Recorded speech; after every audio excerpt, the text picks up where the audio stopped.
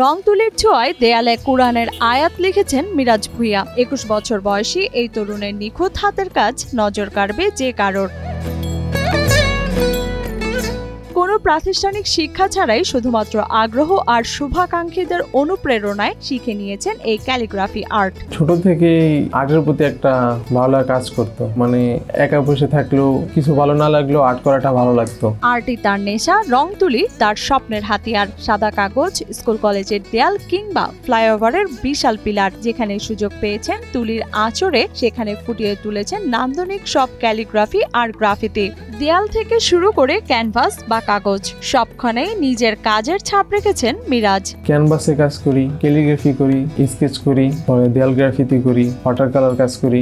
দেওয়ালে গ্রাফিতি করা হয়েছে, ক্যানভাসে আর্ট করা হয়েছে, দেওয়ালে দেওয়ালে অনেক আরবি লেখা হয়েছে। শৈশব থেকেই চিত্রাঙ্কনের প্রতি প্রবল আগ্রহ ছিল মিরাজের। এখন তিনি আঁকেন ক্যানভাস পেইন্টিং, ওয়াটার কালার, দেয়াল গ্রাফিতি আর ক্যালিগ্রাফি। সে 13-14 বছর থেকেই ক্যালিগ্রাফি আর্ট করা শুরু করে। ছোটবেলা থেকেই যখন স্কুলে পড়তো তখন থেকে অনেক আঁকাআঁকি করতো, যা দেখে আমাদের খুবই ভালো লাগতো। দেয়াল গ্রাফিতি করে 20 থেকে 25 হাজার আর ক্যানভাস এঁকে 2000 থেকে 5000 টাকা পর্যন্ত আয় করেন মিরাজ।